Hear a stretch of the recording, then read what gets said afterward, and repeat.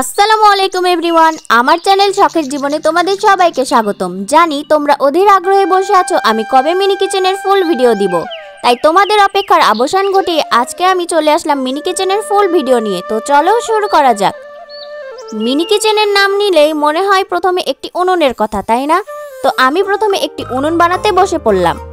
ইতিমধ্যে তোমরা শর্ট ভিডিওতে আমার মিনি কিচেনের সব বাসনগুলো বানানোর ভিডিও দেখে ফেলেছো, তারপরেও আজকে একটু শেয়ার করলাম।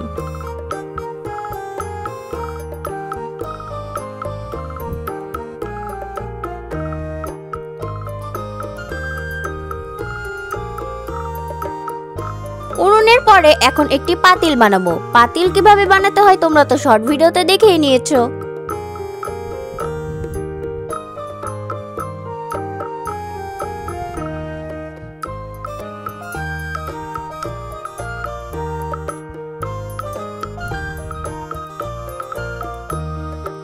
এখন পাতিলের জন্য বানাবো একটি কাঁচা।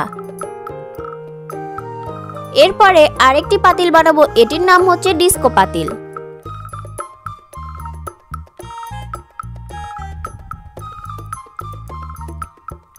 এরপর বানাবো দুটো বাটি। এখন একটি কড়াই,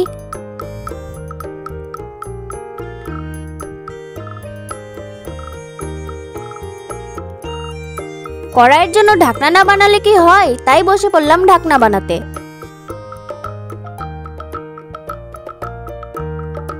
এখন বানাবো একটি কলস পানি রাখার জন্য।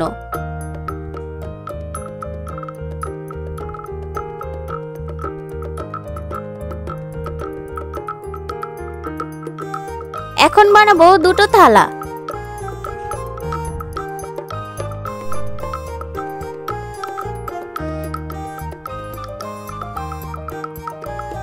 একটি থালাতে ডিজাইন করে নিয়েছি, আরেকটি থালা সিম্পলি রেখেছি।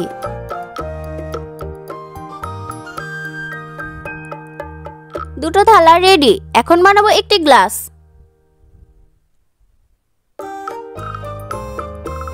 এখন একটি খুন্তি ও দুটি চামচ।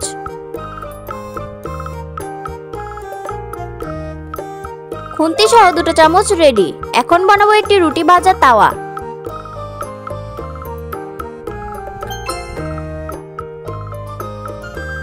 এরপর একটি সসপ্যান।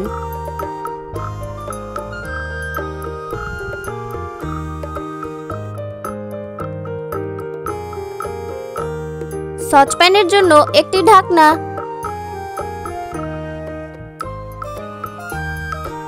এখন এগুলো 4 থেকে 5 দিন কড়া রোদে শুকিয়ে আম্মুর দুপুরের রান্নার শেষে আম্মুর রান্নার উনুনে পোড়াতে নিয়ে যাব। যেহেতু এগুলো ছোট জিনিস তাই রান্নার উনুনে পোড়ালেই চলবে, বড় জিনিস পোড়ানোর প্রসেসিং আলাদা। কোনো এক সময় বড় জিনিস বানিয়ে তোমাদের সাথে প্রসেসটা শেয়ার করব। তো সকালে উঠে এখন আমি এগুলো উনুন থেকে তুলে নিব।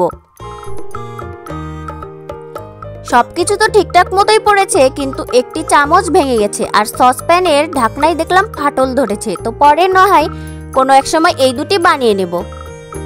এখন এগুলো ভালো করে পানিতে পরিষ্কার করে নিতে হবে।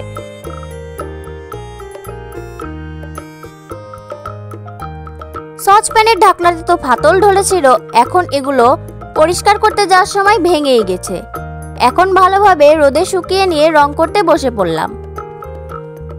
উনুনে ভাবলাম কলকা ডিজাইনের আলপনা করা যাক।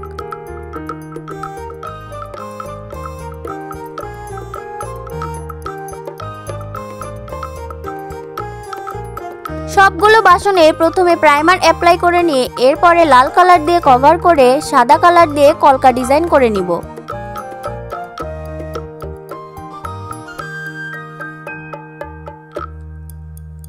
আমাদের শৈশব কত সুন্দর ছিল, তাই না? আমরা কত খেলনাবাটি খেলেছি। এখন তো আধুনিকতার ছোঁয়া এসেছে, এখনকার ছেলে মেয়েদের এগুলো নিয়ে খেলতে দেখাই যায় না।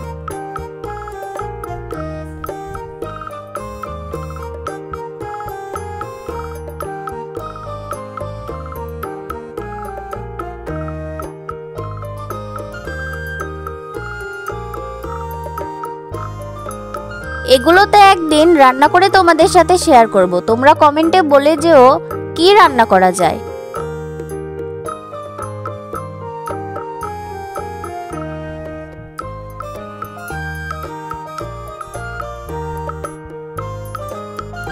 আমার রং করা প্রায় শেষের দিকে।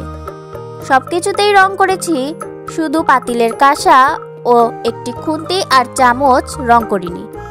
তো এখন তোমরাই বলো যে আমার খেলনা বাটির মধ্যে কোনটি সব থেকে বেশি সুন্দর লাগছে।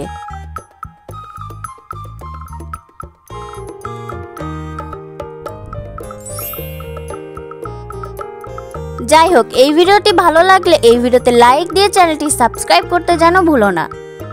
কমেন্ট করো, শেয়ার করো।